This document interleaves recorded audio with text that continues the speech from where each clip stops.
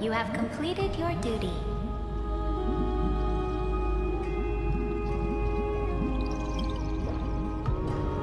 A new dawn is about to rise. Why not swim towards it?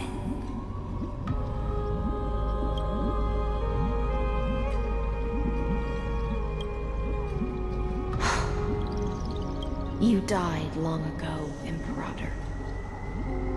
Depart from my mind. But your duty towards the Imperator did not die with me. That duty will bind you no more. You will be able to hold for yourself one grandiose feast after another in the endless days to come.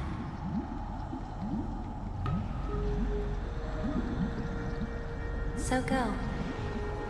Go and swim towards that ocean beyond the sky with the Deliverer.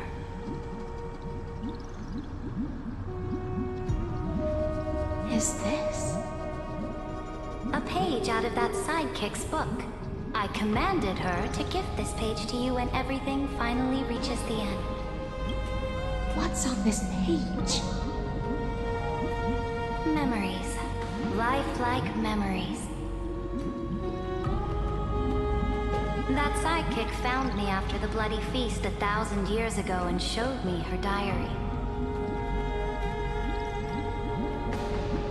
I saw within that notebook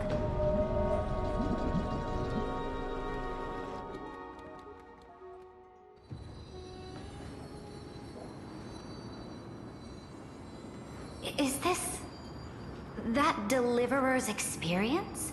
People beyond the sky apparently utilize this power to seal past scenery into crystals they call light cones. But I only know so much about the remembrance, so I can't completely replicate the past. But I'll do my best to talk about the missing parts. I'm all ears. Go on then. Do your best. But if your chatter gets too boring, or if I deem it offensive, then law will become forever beyond your reach. Got it. I'm sure you'll find this to your liking. After all, it's human nature to want to embark on a journey into the unknown.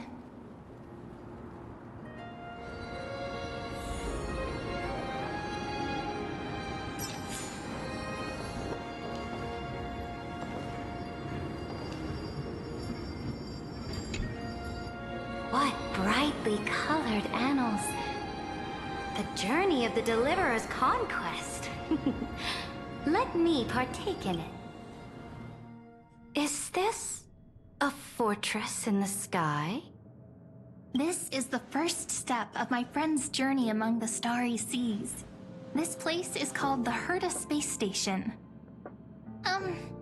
Just think of it as a supersized grove of Epiphany. Oh, so it's the territory of that witch. She and another Antikytheran lent me a helping hand back at the banquet. Look, over there!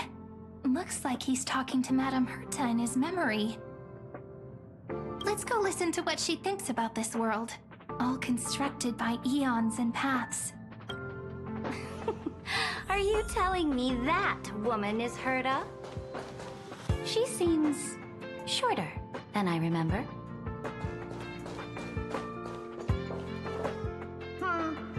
Pretty nice space station, huh? But just wait. After a couple more stops on the Astral Express, you'll see sights that'll make this place look ordinary. Oh, the cosmos is so vast that the unknowns far outnumber the knowns. But none of them will end up being anything amazing. The farther you go, the more you'll understand what I mean. So do your best with the nameless. Break a leg! And remember to send an update or two to Asta when you've got some downtime. She certainly shares my way of thinking. Only that instead of a conquest through blood and fire, they chose a gentler path. People call Madame Herta and Mr. Screwlum geniuses. Apparently, only the smartest people in the cosmos can receive the blessings of Nous, Emporius' true creator. Do you mean that even individuals of such nobility are merely subordinates to a god? On the contrary, after all, it was the very first of them who created the god. But I don't really know all the details about that. You might be able to ask Madame Herta herself when you get the chance. Let's go check out some other worlds next, shall we?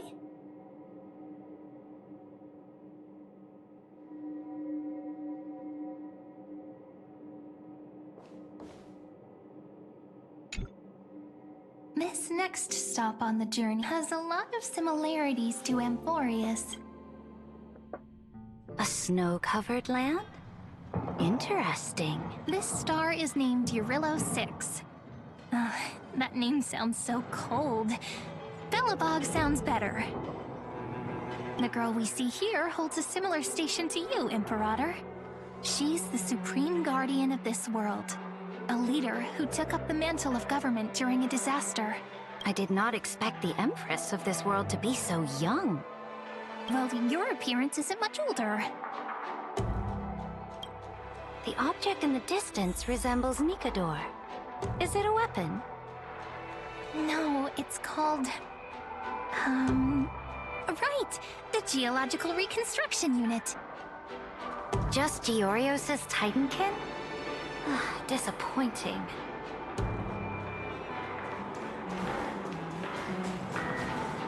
It's all thanks to you that we survived the crisis. The collaboration with the IPC is both an opportunity and a challenge. Nonetheless, it's an important step in our journey back into the universe. This world was sealed beneath its sky just like Amphorius was, and they only managed to reconnect with the stars when the Nameless arrived. That IPC she spoke of, is it a more powerful organization? Yes, the IPC conquered many worlds through trade, and opened up a vast territory that way. There are many such powerful alliances beyond Amphorius, and they all walk on roads different from the destruction. Coming back to the Supreme Guardian and her Belobog, didn't they find a peaceful way to enter the interstellar community? That cannot be true. That IPC would never have grown so big on trade alone.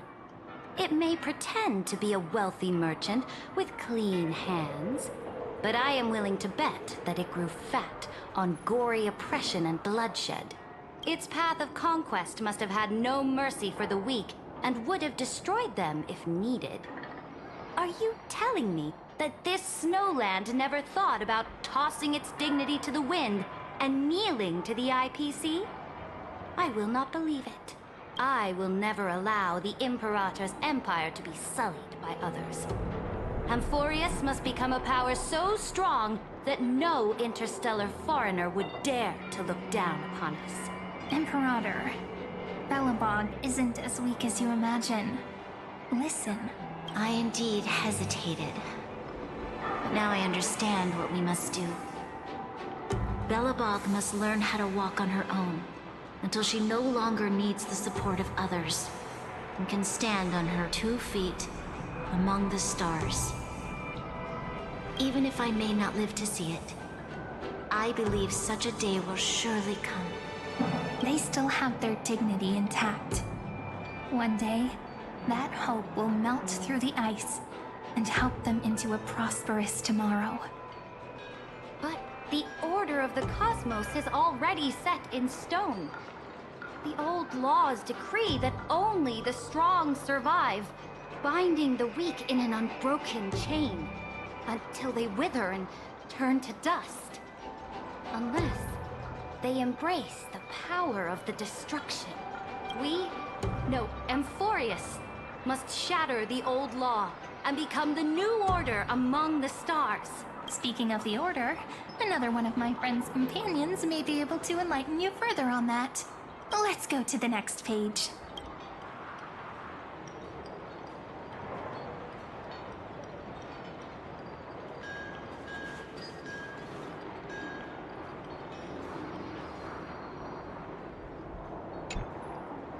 This next world is a nation of dreams. The first time I heard about that place, I didn't even know what to think.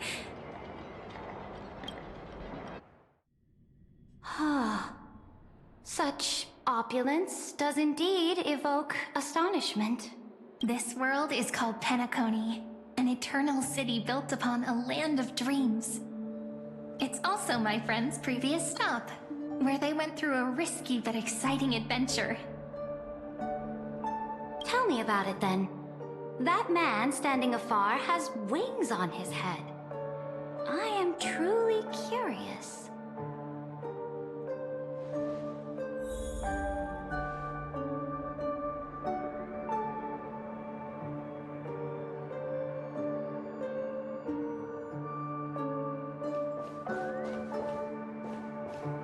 I wish to gaze upon the views of the Reverie Hotel one more time.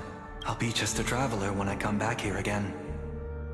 And perhaps, through a traveler's eyes, even the things I once knew so well will feel strangely different. Penacony is a land of the harmony, where all dreams and hopes merge and combine. It believes in unrestrained freedom, and that's how it lost itself in shallow delights.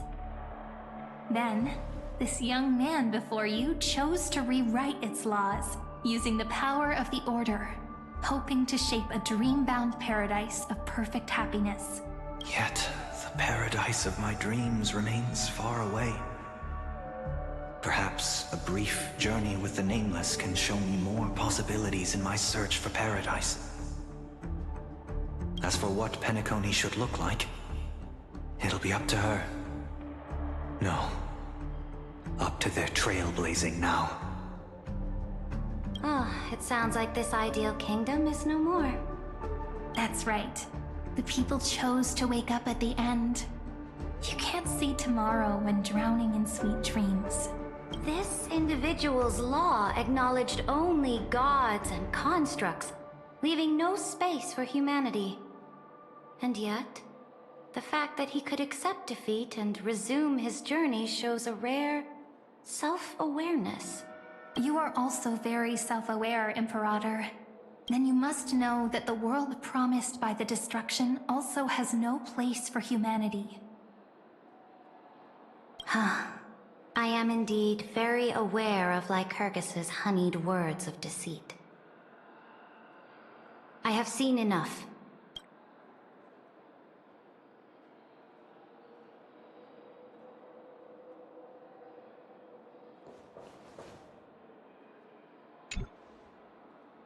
Then let's wrap up this trip down memory lane with one last scene. This absolute wonder. Isn't it pretty? That's our Emporius. Our world flows and meanders in this endless band of light. Though we were born from the designs of the gods and are not yet truly alive, the Chrysos heirs of Emporius still chose to stand against fate, and carved a legend no different from that of humankind. Will you really renounce the heroes in this world's previous 30 million cycles, Imperator? Including even yourself? Will you bow to brutal destiny and allow that puppet master named the destruction to have their wish? I know what you want to do, sidekick. You want to use that deliverer's memories to influence me and tilt the scales of law toward him and the two geniuses. You really saw right through me, Imperator. How can one rule an empire if one is incapable of understanding people's minds? I have decided on Law's final destination. However, before I move my next chess piece, before we go on, tell me this, sidekick. Throughout his trailblaze, was there ever a memory of the ocean?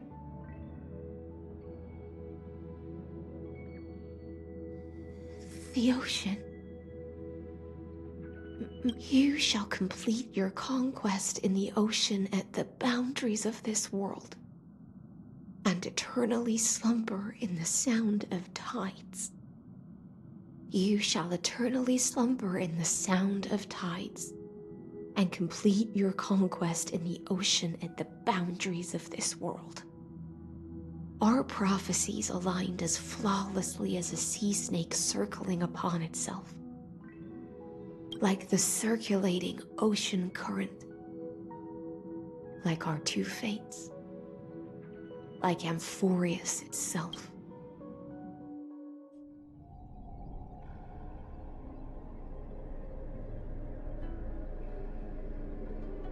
The trial is over. So tell me, who will own the divine authority of law? I won't give it to anyone. What? I am the law. Why should I give my imperial crown to any other? Both the Deliverer and the Theoros came from beyond the sky. They have no right to interfere with the lands I conquered with my own two hands. The law of Amphorius shall be determined by Amphorius's master. What exactly did you see in the trial? Everything. I saw everything regarding the rules of this world's operation. I saw the laws of extrapolation that Theoros spoke of. I saw the ultimate protocol. As long as I offer a sacrifice of equal weight, I can rewrite the laws of this world according to my will. I can turn good into evil, ugliness into beauty, and weakness into strength. Fate gave me a very fair deal. One rule change for the life of one demigod. What are you planning to do? You can't guess. We can conquer the stars without relying on any power from beyond the sky. We just... Your ambitions have already made so many people give up their lives for the law. And you're still not done? I am determined for Amphorius to stand on her own 2 feet among the stars. You are beyond reason. You think such a simple and hypocritical statement can justify your atrocities. There's no new without destroying the old. That's what you consider an atrocity? Ironic, for that is also the unchanging law of Amphorius's revolutions.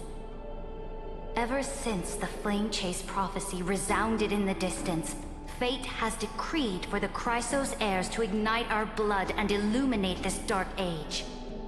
People would... But your world doesn't seem to be any different from your predecessors. Bloodshed, tyranny, oppression. You're making the same mistakes they did. Go and see everything for yourself. Go to any library I've built. Go listen to the rumors on every street corner. Go and witness how the Imperator crushed the old laws and forged new ones.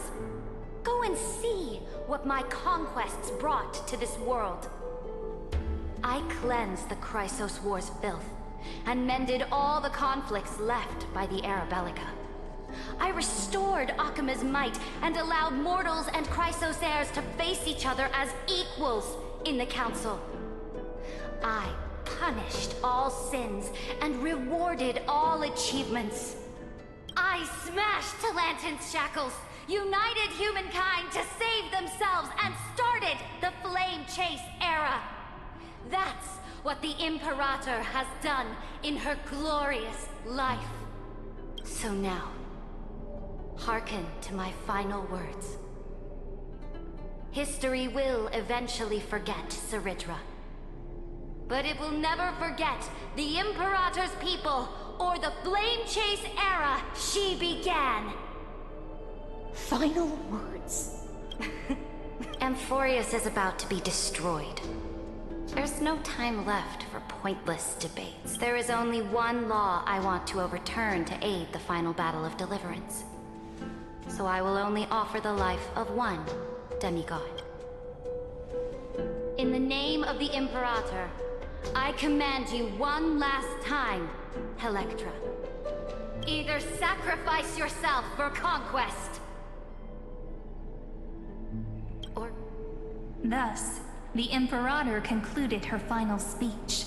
At the end of her life, at the last moment before she stepped onto the altar, She gave her most loyal subject the choice to decide fate, just as she promised her compatriots before her very first campaign.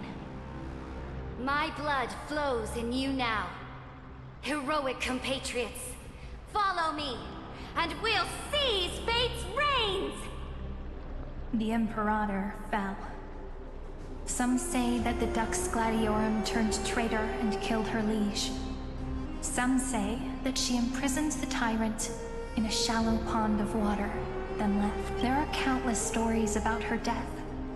All we can be sure of is when the knight left the vortex, the Imperator was still mumbling about their past conquests together. The beginning and the end of her existence. Imperator, wait! How could someone of your status come to the front lines? Let me be the flag bearer! The troops defending the pass to the west of the grove, have they surrendered? They ran as quickly as they could when they heard your name. The Golden Cocoon Pass is now in the First Legion's hands. Good. What about the Delosian militia? The Third Legion set fire to the mountains and flattened everything west of the basin. They just need a few more days. That is enough. We cannot afford to miss an opportunity for victory. Lastly, how many Ladonian cannons are left? They are no more. The Second and Fourth Legions have destroyed them all. Very good. They now have no way out, no reinforcements, and no artillery support. We will be able to liberate the Grove of Epiphany in the blink of an eye. We will launch the final charge 1 quint after the curtain fall hour tomorrow. Remember, as long as the Alliance's flag still flies on my shoulders, you must keep moving forward. Take no prisoners among the enemy soldiers. All sages who resist are to be captured and tried according to martial law. And do not destroy any books. Now go. Notify the entire army. Understood. Those who are resolved to die, we salute you. Reporting in. The Mountain Dwellers are resisting fiercely, and the legendary Mountain Breaker has personally engaged in battle. Their formations are nigh impenetrable. Then cease our frontal assault. Send scouts to all legions and tell them to retreat into the Tritos Plains before the parting hour. What? Are you planning to surrender? It's a strategic change of plans. The seismic walking dragon is enough for that battlefield. Walking dragon? You mean that stupid beast, Terravox? What can they even do? Stupid? No. They are the wisest of all of Giorio's creations. Only they can perceive the currents of time. Let them deal with their earthly brethren. We will advance and take the lead in defeating what remains of our enemy. I will deliver the most fiery retribution for the humiliation they dealt us, and crown myself with a god-slaying wreath. Understood. I'll see to it. Those who are resolved to die, we salute you. The Temple of the Three Fates sent a letter, Imperator. They refused to surrender, and said this letter is their last warning to us.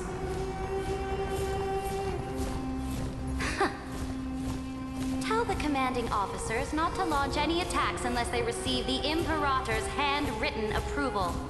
What are you doing? The priests of the Three Fates aren't soldiers, but politicians. Do not mistakenly believe they don't have a plan. These dying pests will wring out every idea from their brains, all for short-sighted gain. They are much shrewder than we are. I am inferior to them in that regard. They also have the prophecy to wield as a weapon, something I am not blessed with. Launching an unplanned attack will only disadvantage us, as all of Emporius will judge our actions. Which means I will be heading to the battlefield myself, just as I have always done. This time, however, I will go alone. I will conduct secret negotiations to ensure fate is on our side. Understood. The legions will make their preparations. Those who are resolved to die, we salute you.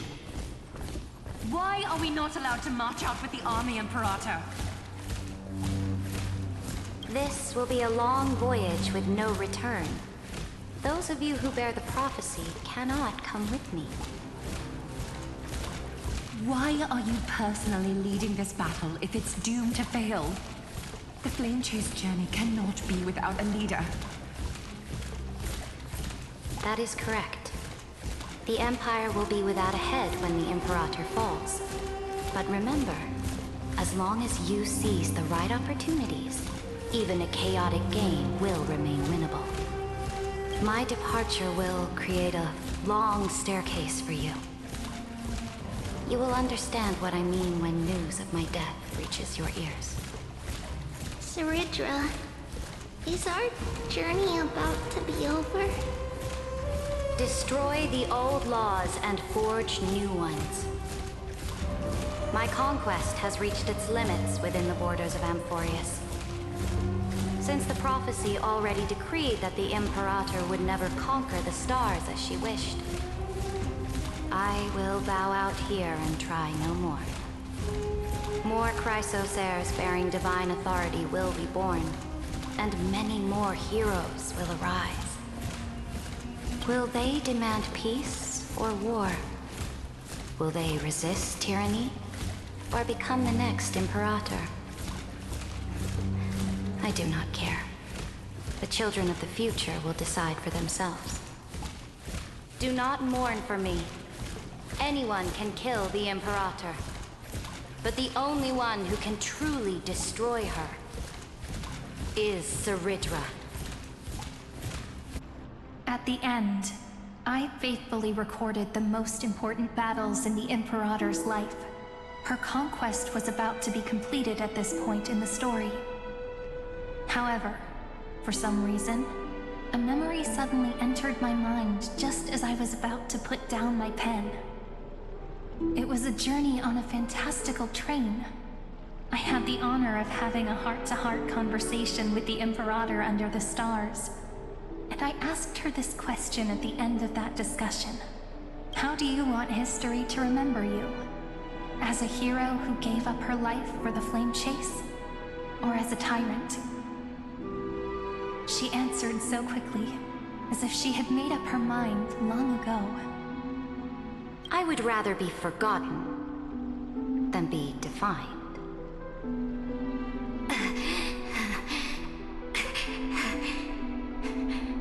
Because the law can be neither eternal nor unchallenged, and only humanity can pen laws into history's pages. Now, I have shattered the greatest law. The game is nearing its end. Dux Gladiorum. Even though you killed the Imperator in the previous 30 million cycles, this time you finally found your own law. Then High Sealants, Electra. I will ask someone to deliver the prophecy's ocean at the boundaries of this world to you.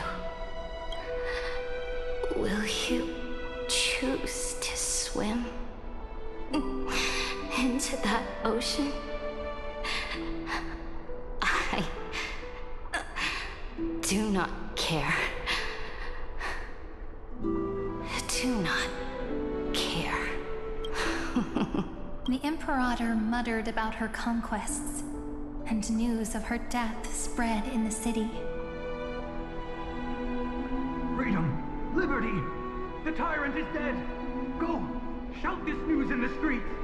Oh, my people, my fellow elders, Do not panic. Stand your ground. That tyrant has paid for her ambition with her life. People once cheered for my ascension. And now they cheer for my fall. No matter. I am fond of applause.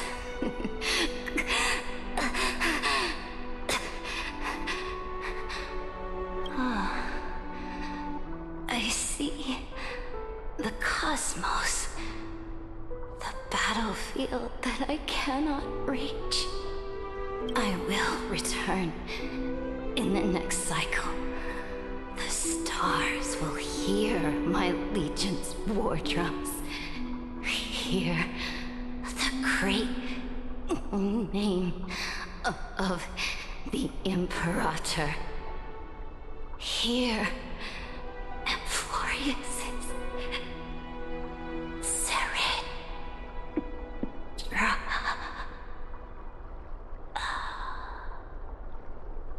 To this day, we do not know which rule the Imperator overwrote at the cost of her life.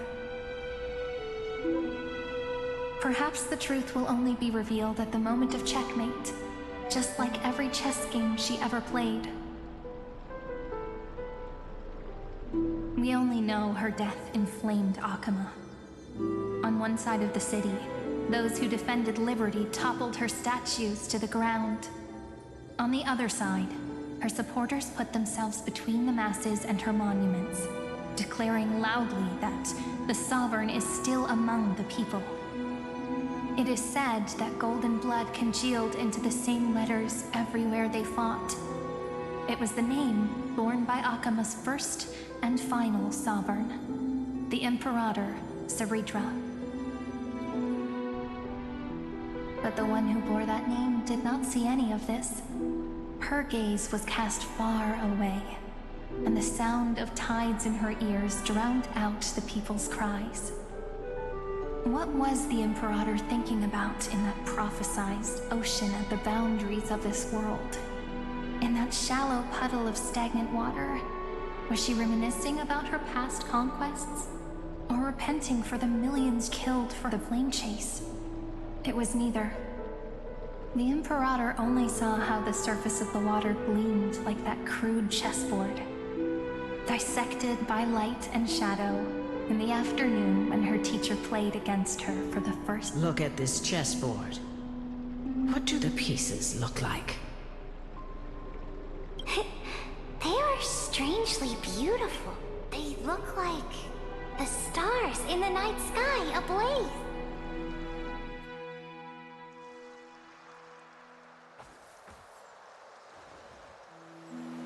From that page, image so vast, not a single trace of corruption. Is this Saritra? Electra, my subject. Ever since you walked out of the tainted ocean and pledged yourself to me, I have seen the abyss in your eyes and the emptiness in your heart. That was why I promised you a new ocean, where the Imperator's ambitions would serve as the currents, and loyalty would be its light. Electra, my subject. You have done your duty as my blade. The prophecy has now made its final decree on the road I intend to walk. My conquest is doomed to never reach the stars. But the Imperator never makes empty promises. So take this memory, this ocean, beyond the sky, as witnessed by the Deliverer. This is the final gift that the Imperator can leave for her subject.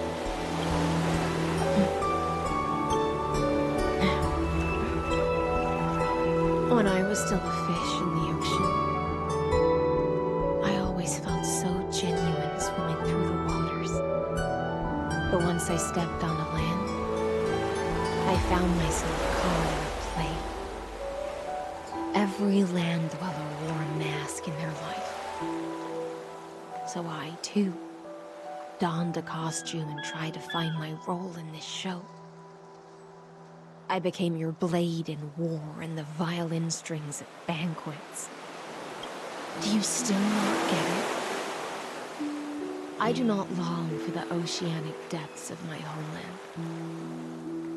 Nor do I crave the swelling seas beyond the sky.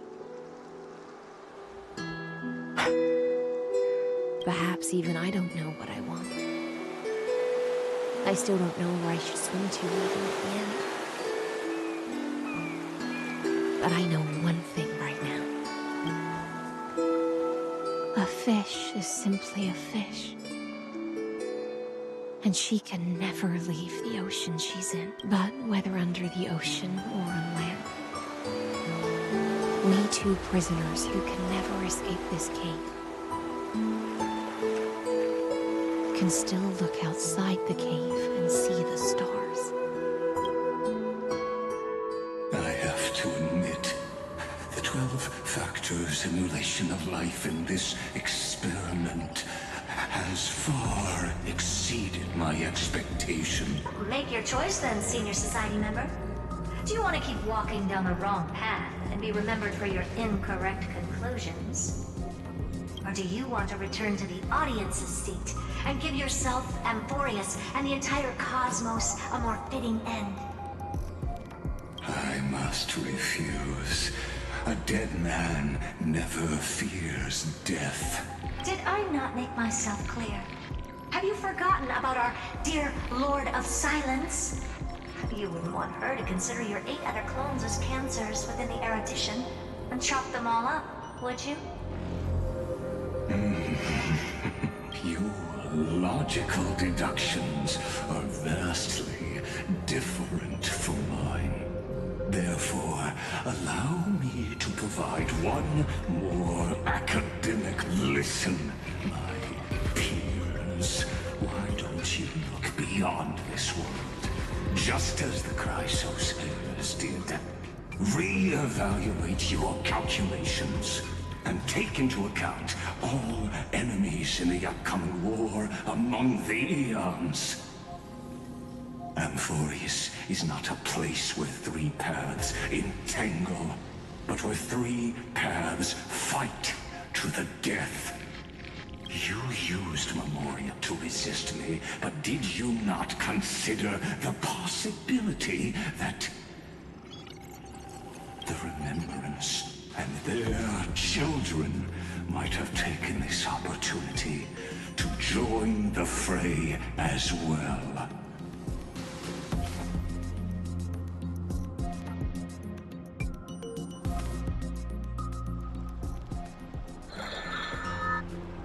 Oh, so this isn't just silence.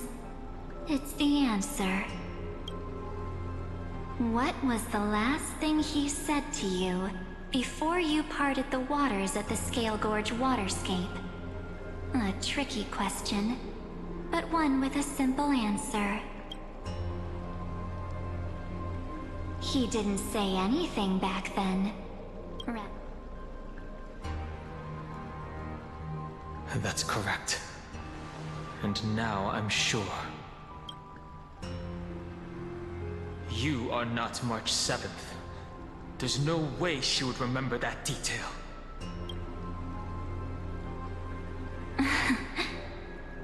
I'll only warn you once. Leave her body. How impulsive. That's not like you at all. Why don't you calm down and think about another possibility? I didn't take over March 7th's body. Rather, it's March 7th who regained my memories.